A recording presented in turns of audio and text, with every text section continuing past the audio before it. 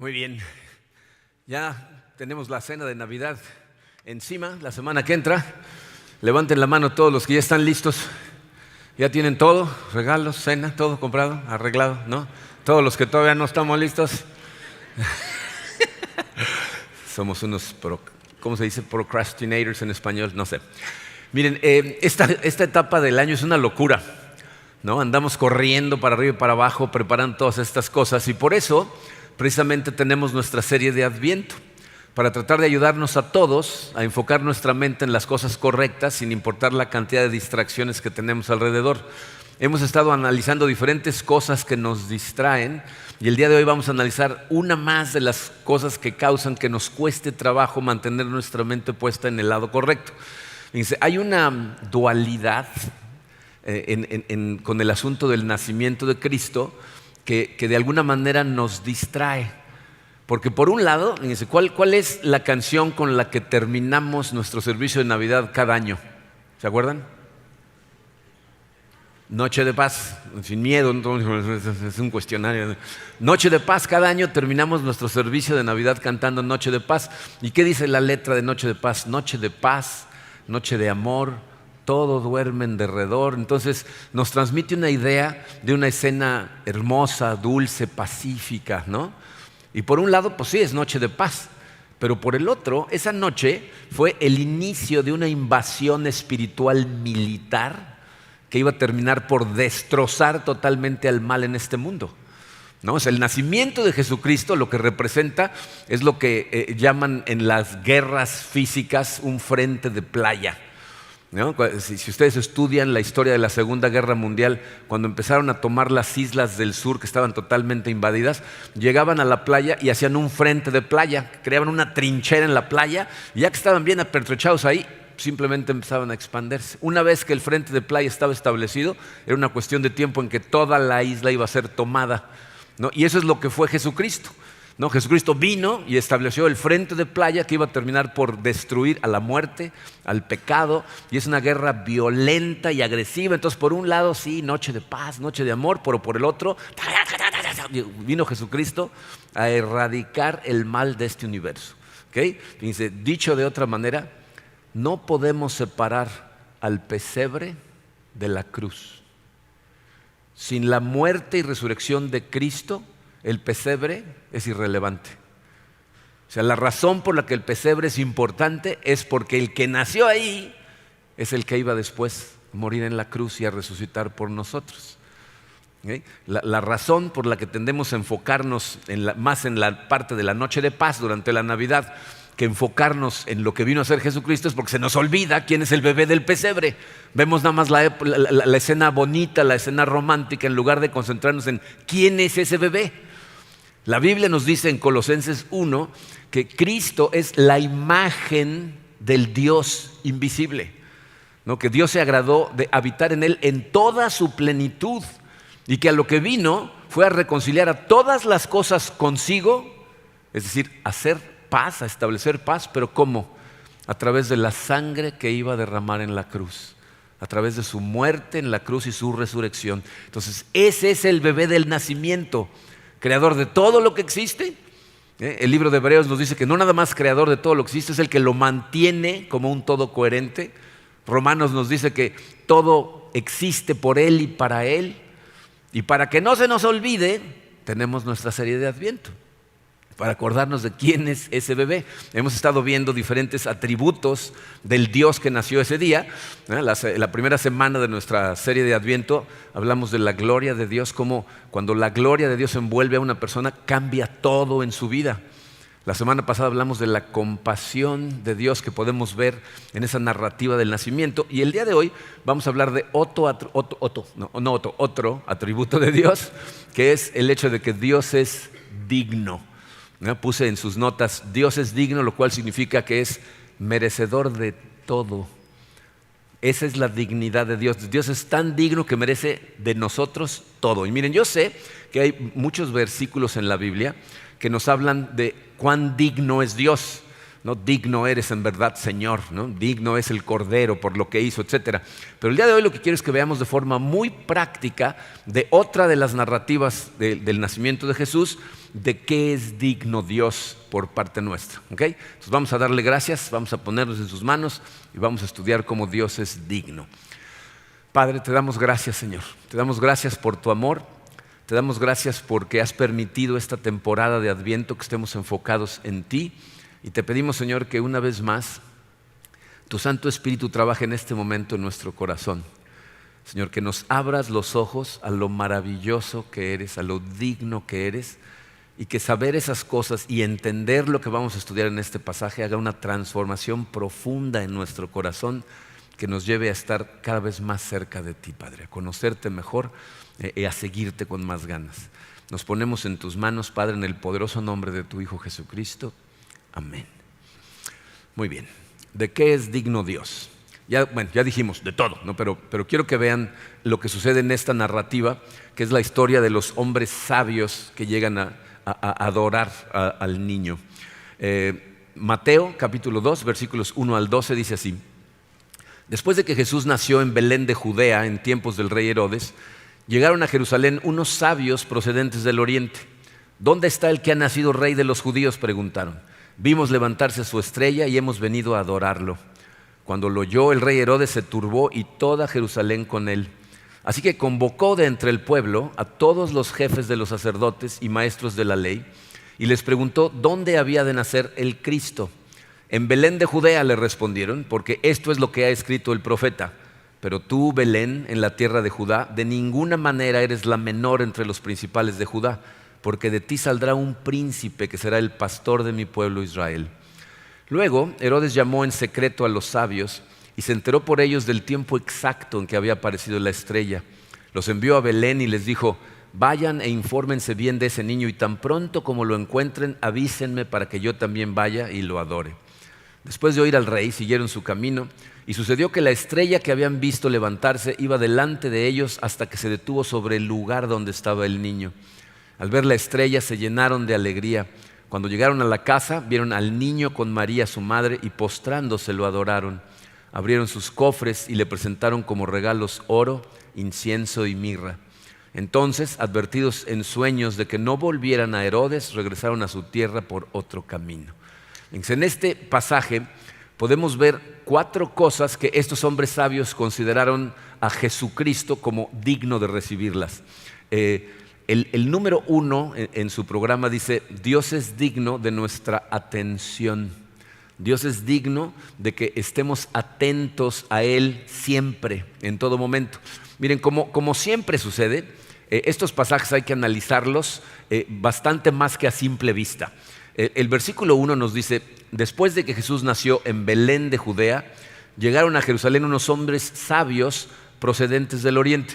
Esa palabra sabios en griego es magoi, que traducida de forma literal significa magos. Esa es la razón por la que en nuestra tradición les llamamos los reyes magos. Fue casi 200 años después de Cristo que a alguien se le ocurrió que eran reyes, pero la palabra magoi sí significa magos. En realidad, como ahorita van a ver de dónde viene el asunto, no se refiere a magia, sino a científicos de la época que la gente los veía como magos porque entendían las ciencias. Y en esta en particular estamos hablando de astrónomos, gente que se dedicaba específicamente a estudiar las estrellas, ¿ok? Pero piensen en esto, fíjense, ¿qué sabemos de estos hombres de los que menciona este versículo? Realmente no sabemos nada. O sea, lo único que sabemos de ellos es que llegaron del oriente. Entonces, todo lo que podemos hacer es tratar de sacar conjeturas acerca de quiénes son. Sabemos que está al oriente de Jerusalén. Si tú ves un mapa de la época, vas a ver a Jerusalén y al oriente lo primero que se encuentra era Babilonia, lo que hoy conocemos como Irak. Y después seguía Persia, que es lo que hoy conocemos como Irán. ¿Okay? Entonces, estos individuos llegaron en el mejor de los casos de Babilonia, si no es que de todavía más lejos, que hubiera sido Persia. Lo más probable es que fuera Babilonia. ¿Por qué? Fíjense, nosotros sabemos que en el año 586 a.C., Babilonia invadió Jerusalén. Y entonces se llevaron cautivos, de hecho fue la segunda invasión, y en ese es cuando se llevaron cautivos a un montón de personas muy prominentes de Jerusalén. Entre ellos se llevaron a Daniel y a sus amigos. ¿Okay? Daniel es una persona que era muy inteligente, era un profeta, ¿verdad? Dios hablaba a través de él, y este señor, después de que se lo llevan para allá, está trabajando para el rey Nabucodonosor, e incluso cuando Persia llega e invade Babilonia y liberan a los judíos, Daniel se queda trabajando todavía para 2 reyes más, los reyes persas. Los persas, el imperio persa medo, eran famosos por sus magoi, los astrónomos persas que eran expertos en entender cómo se deberían de ver las estrellas en cada etapa del año. ¿Okay? Y el lugar en donde se concentraron de forma más conocida es precisamente en Babilonia. O sea, después de que invadieron Babilonia, ahí estaba lleno de magoi. ¿Okay? Entonces, ¿cuáles son las teorías de cómo es que estos hombres vieron la estrella del niño levantarse? Pues las teorías son que estas personas, ¿ya? O una de dos, o les llegaron los escritos de Daniel y los leyeron, o escucharon la tradición oral de los muchos judíos que se quedaron viviendo ahí, que seguían hablando del niño que iba a ser rey. Entonces estaban al pendiente, ellos sabían cómo se deberían de ver las estrellas en cada etapa del año y están esperando una señal. Para ellos las estrellas daban señales, y cuando algo diferente sucede dicen, esa es la señal. Incluso es posible que hayan recibido alguna visión en un sueño, porque como vimos al final del pasaje, Dios les avisa en un sueño que no regresen con Herodes. La cosa es que ven una estrella diferente y dicen, esta es una señal, y entonces se van hacia Jerusalén. ¿Okay? El versículo 2 nos dice que llegan, dice, ¿dónde está el que ha nacido rey de los judíos?, preguntaron. Vimos, y esa es la palabra clave aquí, vimos levantarse su estrella y hemos venido a adorarlo. Ya sé que cuando vemos la pregunta, ¿dónde está el que ha nacido rey de los judíos?, las mujeres en la sala piensan que el milagro es que unos hombres que estaban perdidos preguntaron cómo llegar, pero eso no es el milagro. ¿Okay?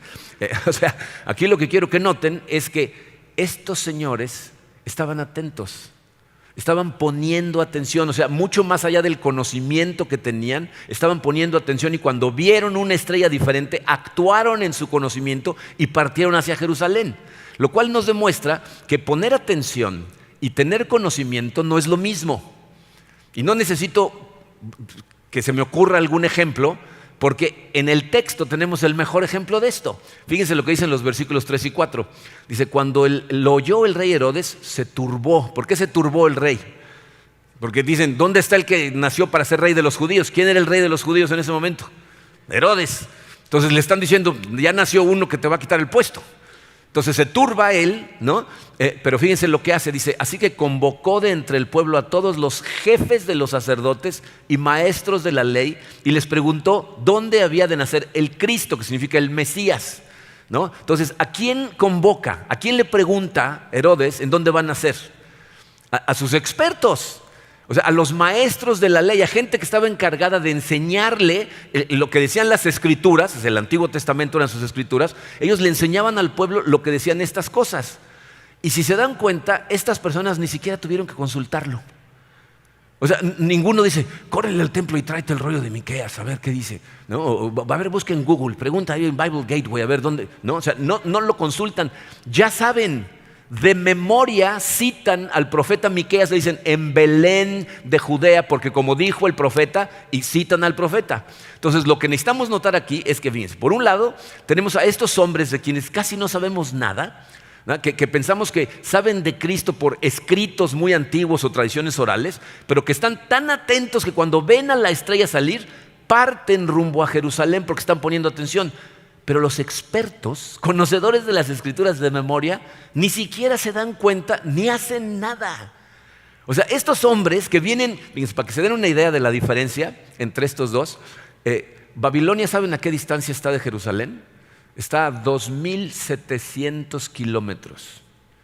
¿Saben que hay a 2.700 kilómetros de Cancún? San Antonio, Texas. O sea, estos individuos se vinieron en camello desde San Antonio, Texas hasta Cancún buscando al niño Dios. ¿Saben a qué distancia está Jerusalén de Belén? A 8 kilómetros, como de aquí a Puerto Cancún. O sea, unos individuos vinieron de 2,700 kilómetros y estos individuos, ¿dónde van a ser? Aquí a 3 cuadras, pero no se les ocurrió ir. O sea, no los movió a nada. Tenían el conocimiento, pero como no estaban atentos, no estaban prestando atención, entonces no fue suficiente el conocimiento para que los moviera a algo. Y entonces tienes que preguntarte, ¿qué significa eso para ti? Fíjense, nuestra verdadera batalla en esta temporada no es hacer todo lo que tenemos que hacer. Ahorita les pregunto, ¿ya están listos? Y la mayor parte de la gente que no está lista levantó la mano. Pensamos que nuestra batalla esta temporada es terminar de comprar los regalos, tener todo listo para la cena, arreglar la casa, ¿no? O sea, eso es lo que pensamos, pero la verdadera batalla no es esa. Nuestra verdadera batalla durante esta temporada y durante todo el año es estar tan atentos a Cristo, estar tan sintonizados a Él, que cuando nos llame a seguirlo en obediencia, lo notemos. O sea, nos demos cuenta que nos está llamando. Y miren, estas cosas evidentemente nos afectan de forma diferente, depende de quiénes somos y a qué nos dedicamos. Yo les digo cómo nos afecta, por ejemplo, a mí y a nosotros en la iglesia, ¿no? Les doy 2 ejemplos. Dice, yo estoy convencido de que cuando la gente de Dios se reúne para adorar a Dios, cosas maravillosas suceden. Dios obra a través de la gente que viene a adorarlo y hace milagros, y yo sé que Él es el que sana, Él es el que redime, Él es el que nos habla, ¿no? Pero también sé que yo voy a venir aquí a predicar y que cada una de las personas que vienen, cada domingo, cada jueves, los servidores que vienen los jueves, vienen con una carga diferente. Va a haber algunos de ustedes que vienen con situaciones complicadas en su matrimonio, algunos que tienen situaciones complicadas entre padres e hijos, algunos que su situación económica es un problema, algunos que tienen un problema de salud ellos o alguien en su familia, algunos que la dinámica en su familia es tan disfuncional que ya no pueden ni respirar. O sea, cada uno viene con una problemática diferente. Y entonces mis oraciones, yo paso mucho tiempo orando antes de predicar, porque yo le digo a Dios, Señor, yo sé que el que va a hablar ahorita soy yo, pero te pido que pongas ideas en mi cabeza, que toques el corazón de cada una de las personas para que ellos reciban lo que necesitan escuchar y que tú hagas tu trabajo a través de esta predicación, pero que ellos reciban lo que necesita cada uno. Y miren, para mí de verdad es una cosa milagrosa cuando yo termino de predicar y me bajo y alguien se acerca y me dice, me platica sus circunstancias y me dice, este mensaje hoy fue para mí. Y luego otra persona se acerca y me platica otro juego de circunstancias totalmente diferentes. Me dicen, hoy me hablaste a mí. No, hoy el mensaje te habló a ti, ¿no? O sea, Dios le dice a cada uno lo que necesita escuchar. De hecho, estaba platicando con mi querido amigo el doctor Maqueo antes del segundo servicio y le decía cómo hay veces que la gente se acerca y me dice, no hombre, cuando dijiste esas palabras, Dios me habló a mí. Y volteo a ver a Karin y le digo, ¿a qué horas dije eso? Me dice, no dijiste eso. O sea, Dios te habló, ¿no? El Espíritu Santo le dice a cada uno lo que necesita, ¿no? Entonces yo digo, usa lo que yo voy a hacer, pero Señor, que toque a todos. Cuando recibimos nuestras peticiones de oración, ese es otro de los ejemplos, ¿no? Sus peticiones de oración las recibimos, oramos por ellas y yo le pido a Dios, Señor, abre nuestros ojos. Porque si alguna de estas peticiones de oración requiere acción, requiere ayuda, necesita que alguien contacte, que alguien busque, muévenos a la acción. Que nuestras oraciones no sean simplemente, bendice a este pobre individuo, ya, ¿no? No, o sea, que sepamos quiénes son, qué necesitan. Cuando hay gritos de ayuda, alguien comuníquese, vamos a ver qué hacemos. O sea, que nos mueva más del conocimiento que podemos tener, que nos mueva la acción. Porque miren, si somos honestos, nuestra tendencia más común no es preocuparnos por los demás, es preocuparnos por nosotros. Especialmente cuando todos llevamos cargas, la gente más cargada tiende a concentrarse en su carga. Y se nos olvida que los demás van cargando igual de peso. Entonces le pedimos a Dios, ayúdanos a estar al pendientes. Dice, para muchos de nosotros esta temporada, nuestra lucha es que tengo mucho que hacer. Ya sé que la gente es importante, pero tengo mucho que hacer. Entonces necesitamos estar pendientes de lo que Dios nos dice, o va a levantar la estrella y no la vas a ver. No te vas a dar cuenta de que te está llamando a seguirlo. Entonces, Dios es digno de que estemos atentos a Él. Pero aparte, número 2, Dios es digno de ser buscado. O sea, es digno de que invirtamos el tiempo y el esfuerzo que sea necesario para buscarlo, ir en su persecución hasta que lo encontremos. Fíjense lo que pasó con estos individuos, ¿no? Se van hasta Jerusalén, ¿no? Van y preguntan en el palacio y después de que consultan a los expertos, los versículos 8 y 9 dicen, Herodes los envió a Belén, Después de oír al rey, siguieron su camino y sucedió que la estrella que habían visto levantarse iba delante de ellos hasta que se detuvo sobre el lugar donde estaba el niño. Miren, es claro que estos hombres estaban poniendo atención. Esa atención se convirtió en una búsqueda del conocimiento de Dios. O sea, querían ir y ver al Dios que había nacido. Pero esta es una búsqueda que debe haberles costado mucho dinero y mucho tiempo. Nosotros, porque nuestra tradición en México es celebrar el Día de Reyes el 6 de enero, nos transmite la idea de que los hombres sabios se tardaron 2 semanas en llegar, ¿no? Pero eso en realidad no es así, ¿no? De hecho, se calcula que el tiempo que les tomó llegar desde donde vinieron hasta Jerusalén fue un poquito menos de 2 años. Estos hombres venían 2,700 kilómetros en camello. ¿Okay? Y si recuerdan, el rey Herodes cuando los hombres sabios se regresan a su tierra por otra ruta y no pasan por él, se da cuenta que lo engañan y manda matar a todos los niños en Belén menores de 2 años. ¿No? ¿Se acuerdan que él dijo, a ver, más o menos cuándo salió la estrella? Entonces él calcula la edad del niño y dice, debe de estar un poquito abajo de 2 años y manda a matar a todos los niños. Eso significa que estos individuos estuvieron dispuestos a invertir lo que fuera necesario, el tiempo que fuera necesario, para ir a encontrar al niño Dios.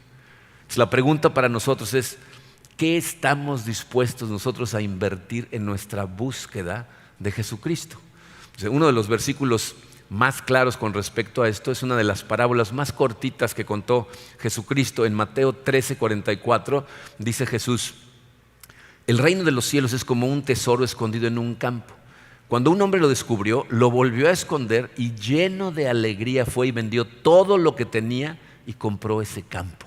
Dice, un hombre encuentra un campo con un tesoro que considera el tesoro más importante que puede conseguir y entonces dice que con alegría vende todo lo que tiene para hacerse de ese tesoro.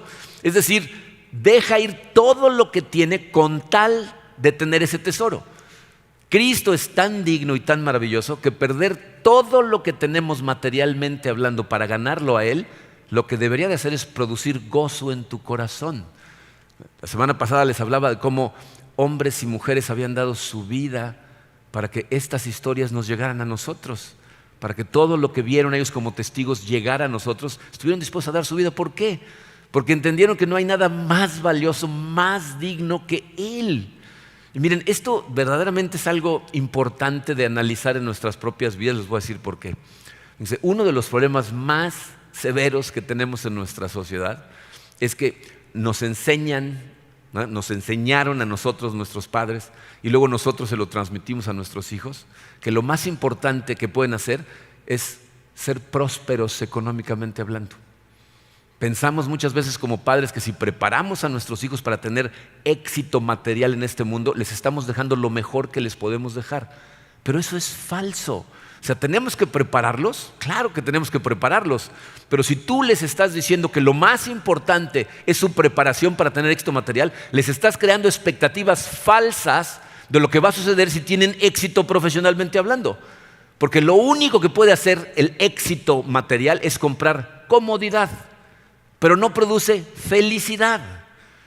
Miren, lo que la Biblia nos enseña es que todas las cosas materiales que existen fueron creadas para empujarte a que añoraras a Dios. Porque aunque te hagas de cualquier cosa, va a llegar un momento en que te va a aburrir y vas a sentir el mismo vacío en tu corazón y eso te va a empujar a buscar lo que realmente te llena y entonces vas a llegar a terminar por encontrar a Dios. Cristo es lo único que satisface, lo único que vale la pena perseguirse hasta encontrarlo. Entonces, por eso, miren, hay gente joven en nuestra iglesia que más que estar enamorada o enamorado de su novia o novio, están enamorados del concepto del matrimonio. Y entonces piensan que si se casan van a ser felices. Que todo lo que dicen es casarse para estar felices. En el primer servicio dije eso y una mujer se soltó a carcajadas, ¿no? Porque realmente piensa, no, es que ya me tengo que casar porque casarme me va a hacer feliz. O sea, tienen la idea de que el matrimonio es lo que los va a satisfacer. Y si tú tienes esa idea en tu cabeza y te casas, lo único que estás haciendo es asegurarte de que tu matrimonio fracase. Porque le vas a poner el peso a tu pareja de hacerte feliz, de satisfacerte, lo cual nada más Dios puede hacerlo. O sea, el matrimonio es algo que puede ser hermoso, pero no es lo que más satisface en esta vida. Es Dios el que te satisface. Si tú piensas que a través de tu trabajo profesional te vas a realizar como persona, entonces te vas a volver un esclavo del trabajo, vas a estar trabajando todo lo posible para tener éxito y subir en el escalafón y vas a terminar con el mismo vacío. Porque todo es para Cristo y por Cristo, no para trabajar. Si tú piensas que la aprobación de la gente a tu alrededor, eso es lo que te va a dar satisfacción, si llegas a ser el mejor en lo que haces, si tienes reconocimientos, si te dan premios, si todo el mundo sabe quién eres, ¿sabes lo que eso hace? Que te vuelvas esclavo de toda la gente. Porque todo el tiempo estás tratando de tener a todo el mundo impresionado contigo. Y el vacío va a seguir exactamente igual. Si piensas que tener la casa más bonita, el coche más moderno, te van a satisfacer esas cosas, miren, sean conscientes de que no tienen materialmente hablando absolutamente nada que no van a perder. Todas las cosas materiales que tenemos van de camino al basurero, todas. Y yo sé que hay personas que dicen, no, bueno, pero yo estoy trabajando arduamente para que mi negocio sea próspero, estoy entrenando a mis hijos para que esto continúe y les siga dando durante generaciones y generaciones. Alguien en tu línea va a ser un tarado y se va a gastar todo. ¿Okay? Feliz Navidad. ¿Okay? O sea, todo va a pasar, todo va a desaparecer, excepto Cristo. Cristo no va a desaparecer. En enero van a dejar de tocar villancicos en las tiendas, gracias a Dios. Vamos a dejar de ver a los peces bebiendo agua en el río. Pero vamos a alabar su nombre todo el año. Vamos a seguir cantándole a Cristo todo el año de la misma manera. Entonces, la única persecución o búsqueda que satisface eternamente, que es inamovible, que nunca va a cambiar, es la persecución de Cristo. Él es el que satisface. Entonces Jesús es digno de nuestra atención, es digno de nuestra búsqueda. Y lo tercero, dice el número 3, Dios es digno de nuestra fe.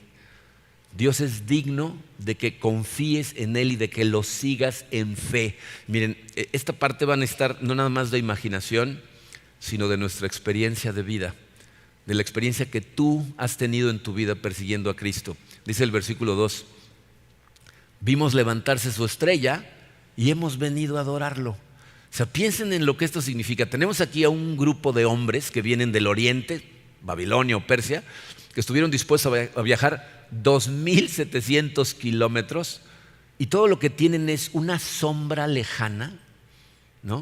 Una idea que recibieron de escritos o de tradiciones orales de un rey que va a nacer. Y entonces utilizan una buena parte de sus riquezas, ¿no? Cargan a sus animales. Esas caravanas que viajaban eran mucha gente la que viajaba, no viajaba la gente sola.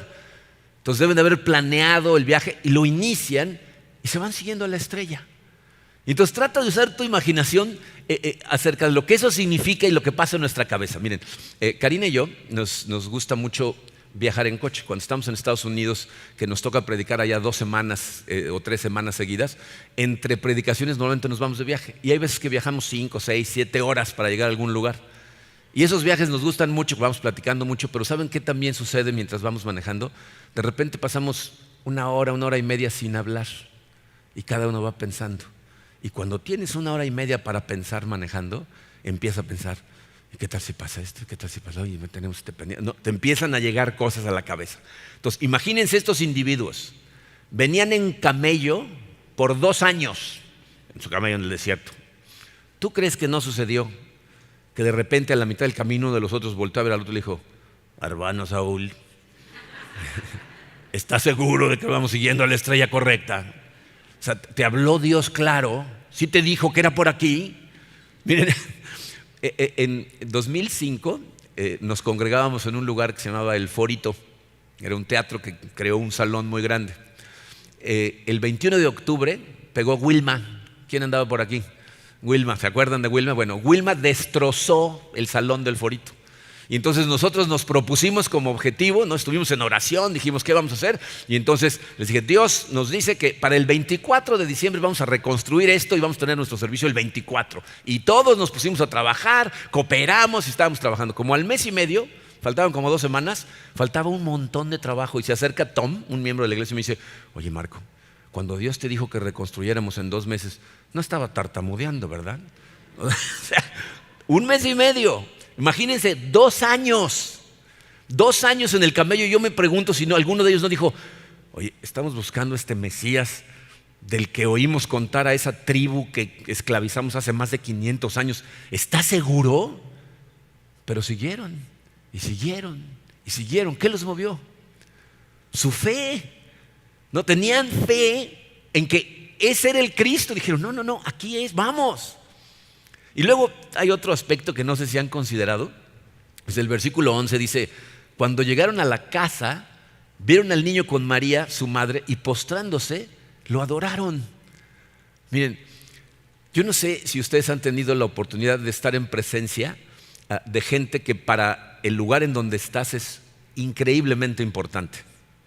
¿No? Yo, gracias al trabajo que tuve la oportunidad de interactuar a veces con los dueños de las cadenas hoteleras más grandes para las que trabajé, que la verdad, miren, trabajé para Hoteles Meliá, por ejemplo. Y yo recuerdo cómo llegaba el dueño de Meliá, don Gabriel Escarrer, y la atmósfera en el hotel cambiaba. Don Miguel Fluchá, el dueño de Hoteles Iberostar, entrábamos a un salón en donde había juntos, y cuando él entraba, la atmósfera se transformaba. ¿Han estado en algún lugar así, en donde la atmósfera cambia cuando una persona entra? Eso sucede cuando la persona que entra, todos la consideran muy importante. ¿Ok? Entonces, estos hombres, ¿qué vienen buscando? Al niño que nació para ser rey. Estaban esperando encontrar a alguien muy importante. Por eso van primero al palacio. Por eso van primero con Herodes. ¿Dónde está el que nació para ser rey de los judíos? Y dicen: no, pues nació aquí 3 cuadras en un pueblo bicicletero a 8 kilómetros de aquí. Entonces, lo que ellos experimentan, lo que encuentran, no es lo que estaban esperando. No encuentran un niño en una cuna de oro rodeado de guardias, ¿no? Con un trono esperándolo. Eso no es lo que encuentran. Y sin embargo, llegan a una casa con un niño que debe haber tenido un poquito menos de 2 años, pobre, probablemente con ropa sucia y rota, ¿no? ¿Y qué hacen? Caen de rodillas a adorarlo. Yo imagino que los que iban ahí con más fe cayeron de rodillas, y los que estaban parados atrás se voltearon diciendo: ¿seguro? No, o sea, ¿saben por qué a nosotros no nos parece en lo más mínimo extraño que estos hombres hayan caído de rodillas para adorarlo? Porque tú ves toda esta historia en retrospectiva, pero en reversa. Entonces, lo primero que alcanzas a ver hacia atrás es la resurrección, y después la cruz, y después la vida perfecta de Cristo y sus enseñanzas y sus milagros, y después ves al niño. Entonces ves al niño y dices: el Rey de Reyes. Pero estos hombres lo vieron al revés. Llegan y lo primero que encuentran es un niño pobre en una casa, y su fe les hace caer de rodillas y adorarlo. Miren, yo les voy a decir por qué estoy seguro de que este fue un proceso de fe que siguieron adelante y tuvieron que seguir atravesando cosas, y hubo momentos en que seguramente tuvieron dudas. Les voy a decir por qué, y tú en tu experiencia de vida dime si estás de acuerdo o no. Sé que dudaron porque yo llevo siguiendo a Cristo 36 años y todavía me pasa. Yo creo que en mí tengo como un 90-95% de mí que sabe quién es Dios, que sé que está soberano, que sé que está en control, que sé que redime, que sé que salva. Pero hay una pequeña parte ahí que de repente hace que me tiemblen las rodillas y diga: Señor, ayúdame por favor, porque me cuesta trabajo. Miren, uno de los versículos de vida que escogí hace muchos años, y honestamente no tenía yo idea a qué grado iba a terminar identificándome con él con los años, se encuentra en Marcos 9. El contexto es un padre que tiene un hijo que está poseído por un demonio. Y este demonio, cuando lo ataca, lo trata de matar al muchacho, se avienta al fuego, o sea, hace cosas, lo tienen que detener entre todos, y llega con él a Jesucristo y dice: hemos intentado todo y no podemos hacer nada. Si hay algo que puedas hacer, por favor, ayúdame. Y Jesucristo le contesta y le dice: ¿cómo que si puedo? Todo es posible para el que cree. Y el padre dice estas palabras, Marcos 9:24. Sí creo, exclamó de inmediato el padre del muchacho, ayúdame en mi poca fe. Sí creo, pero ayúdame en mi incredulidad. Miren, este versículo me encanta porque nos muestra la realidad de nuestro camino en Cristo. Nos revela ese diálogo interno que muchos de nosotros tenemos. Yo sé que eres bueno, yo sé que todo lo sabes, yo sé que todo lo puedes, sé que moriste por mí, pero ayúdame, porque hay momentos en donde me falta fe. Y miren, yo tengo una relación estrecha con este versículo ahora porque este hombre tiene un hijo afectado por demonios. Yo tengo 2. Y hay momentos en donde de veras le dices, ayúdame, Señor, porque yo sé que tú estás en control, sé que eres soberano. Ayúdame a seguir creyendo que vas a redimir esta situación. Entonces seguramente dudaron, pero ¿saben qué es lo más maravilloso de ese pasaje? Que esa pequeña fe con la que el hombre dice, sí creo, aunque a veces dudo, fue más que suficiente para Jesús, porque a continuación expulsa al demonio. Eso es todo lo que espera de nosotros, querer tener fe. Cristo es digno de tu fe, es digno de que confías en Él. Y cuando te tiemblen las rodillas, es digno de que le digas la verdad. Me están temblando las rodillas, Señor. Ayúdame en mi falta de fe. Y para Él es todo lo que se necesita. Es digno de tu fe. Y lo último que vemos en este pasaje es que Dios es digno de nuestros regalos, ¿no? Los hombres estos no nada más fueron a adorarlo, pusieron sus regalos a sus pies. Dice el versículo 11, abrieron sus cofres y le presentaron como regalos oro, incienso y mirra. Dime una cosa, ¿quién le dio esos regalos a estos hombres? ¿De dónde viene todo lo que tenemos? ¿De dónde? De Dios. O sea, Dios les dio esa providencia y ellos pusieron sus regalos a sus pies de regreso. Entonces la pregunta para ti es, ¿cuáles son tus regalos? ¿Y qué haces con ellos? Primera de Pedro 4, versículos 10 y 11, dice el apóstol Pedro, cada uno ponga al servicio de los demás el don, esa palabra se traduce también como el regalo que haya recibido, administrando fielmente la gracia de Dios en sus diversas formas. El que habla, hágalo como quien expresa las palabras mismas de Dios. El que presta algún servicio, hágalo como quien tiene el poder de Dios. Así, Dios será en todo alabado por medio de Jesucristo, a quien sea la gloria y el poder por los siglos de los siglos. Amén. Miren, todos nosotros hemos recibido diferentes regalos por parte de Dios. De nacimiento, Hay habilidades naturales que tú tienes, que Dios te dio desde antes de que nacieras, ¿no? De hecho, esas habilidades naturales, la gente las tiene, crean o no crean en Dios. ¿Están de acuerdo? O sea, hay gente que desde que nace son muy buenos para los números, hay gente que es muy buena para los deportes, hay gente que para el arte, hay gente que es muy buena organizando y administrando, ¿no? Cada uno de nosotros tenemos diferentes dones.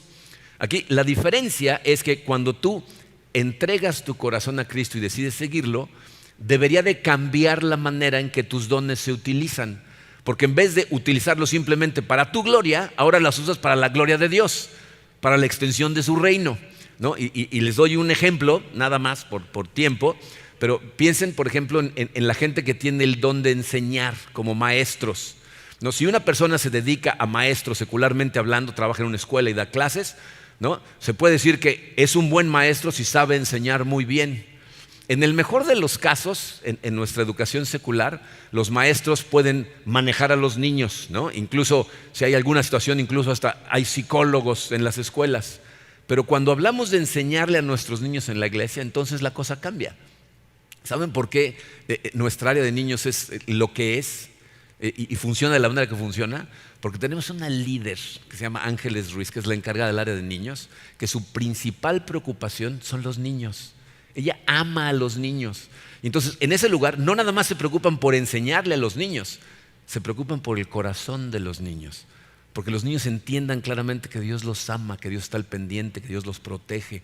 Y cuando hay situaciones complicadas, no nada más oran por el niño, que lo hacen, estamos orando por ellos todo el tiempo, sino que se preocupan por la situación, tratan de investigar si hay algo que podemos hacer con la familia, con los padres. O sea, están realmente preocupados por la extensión del reino de Dios a través de la enseñanza en el área de niños. Y miren, es muy importante, porque digo, hay de todo, ¿no? Tenemos enseñanza, tenemos servicio, tenemos motivación, tenemos músicos, cantantes, tenemos de todo. Pero es muy importante que recuerdes que es primordial ponerle tus regalos a sus pies para su gloria. Porque una de las tendencias más comunes cuando servimos a Dios es quedarnos con un poquito de la gloria de Dios porque se sienten bonitos los aplausos. Pero el dador de los regalos es mucho más importante que el regalo, sin importar cuál sea el regalo. Lo ponemos a sus pies, ¿por qué? Nos lo dijo el apóstol Pedro, para que Dios sea en todo alabado por medio de Jesucristo. A Él sea la gloria y el poder por los siglos de los siglos. Amén. Entonces, Él es digno de que todo lo que nos dio lo pongamos a su servicio. La semana que entra es Navidad. Vamos a cenar, algunos el 24 en la noche, otros a lo mejor el 25. Después de la cena van a tener que pasar a dieta 3 días por todo lo que van a cenar. Algunos luego van a volver a celebrar el Año Nuevo y a lo mejor algunos lleguen hasta Reyes y todavía celebren el 6 de enero. Y después de eso, ¿qué pasa? Después del 6 de enero desconectamos las luces, las bajamos. Repitan conmigo, bajamos las luces, ¿ok? Porque he visto gente que les deja todo el año, pues nada más las desconectan, ¿no? Empezamos a bajar los adornos, los metemos en una caja y entonces regresamos a la rutina del diario. Si tú pusiste tu mente en estas cosas todo el tiempo, no te va a costar ningún trabajo continuar con el año motivado. Si pusiste tu esperanza en la cena de Navidad y en los regalos, para mediados de enero vas a estar deprimido. Por eso es tan importante que nada de lo que vimos durante esta serie lo pongas en la caja con los adornos. Que mantengas todas estas cosas vivas en tu mente. Miren, mi oración es que este año que viene recuerdes en todo momento lo glorioso que es Dios. Que seas consciente que si llegas a tener un encuentro personal con Dios, todo va a cambiar en tu vida. Acuérdate que Dios es un Dios compasivo. Y yo sé que esta es una que la gente normalmente dice, sí, yo sé que Dios es compasivo y que es amor. Bien, es posible que este año Dios te vaya a enseñar qué tan compasivo es y te va a mover el tapete. Porque cuando más necesitas de su compasión es cuando realmente la recibes y la entiendes, lo cual significa que puede ser que encuentres tormentas dificilísimas en donde Dios te muestre su compasión en medio de ellas. Y el día de hoy estamos hablando de su dignidad.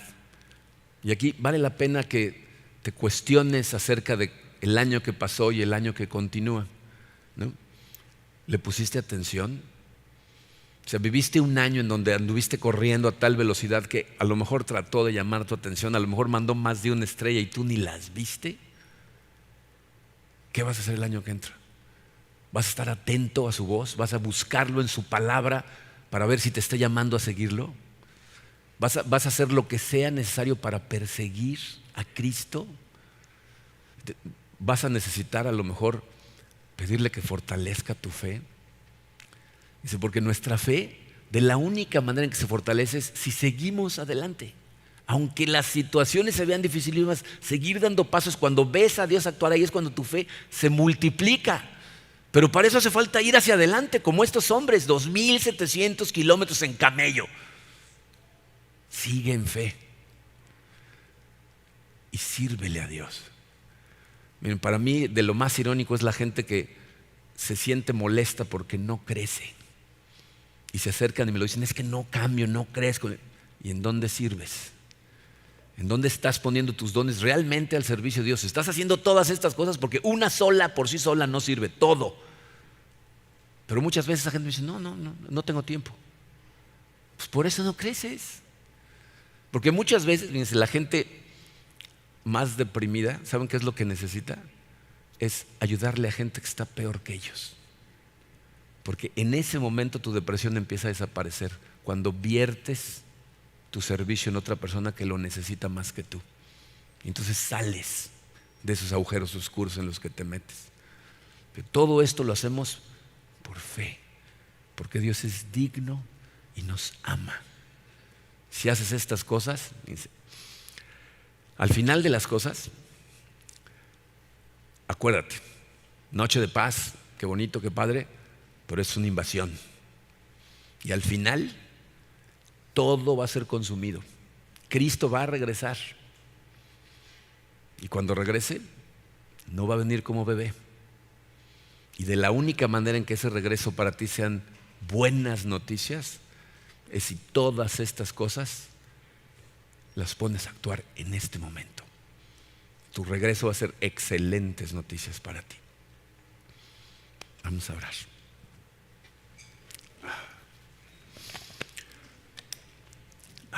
Padre,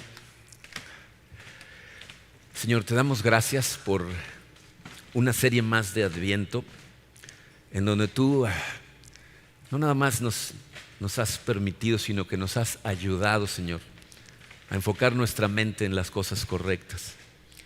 Quiero pedirte, Señor, para cada uno de los que estamos escuchando estas palabras en este momento, que estas cosas sean reales, que tu Santo Espíritu trabaje en nuestro corazón y nos recuerde verdaderamente del glorioso bebé que llegó hace 2000 años, Rey de Reyes, que venía a salvarnos, a redimirnos, a dar su vida por nosotros. Ayúdanos, Señor, a poner toda nuestra atención a ti, a leer tu palabra buscándote a ti personalmente, pero tratando de escuchar para cuando nos llamas a la acción, Señor. Incrementa nuestra fe, Padre. Tú sabes, tú conoces nuestros corazones y sabes cuántos de nosotros necesitamos que incrementes nuestra fe. Ayúdanos, Señor. Ayúdanos en nuestra incredulidad. Y queremos poner nuestros dones a tu servicio, Señor. Abre nuestros ojos para que veamos los momentos de oportunidad que tú nos abres, Padre, para poder servirte a ti. Y que todo lo que hagamos, Padre, sea absolutamente para tu gloria. Te pedimos todas estas cosas, Señor, en el hermoso y poderoso nombre de tu Hijo Jesucristo. Amén.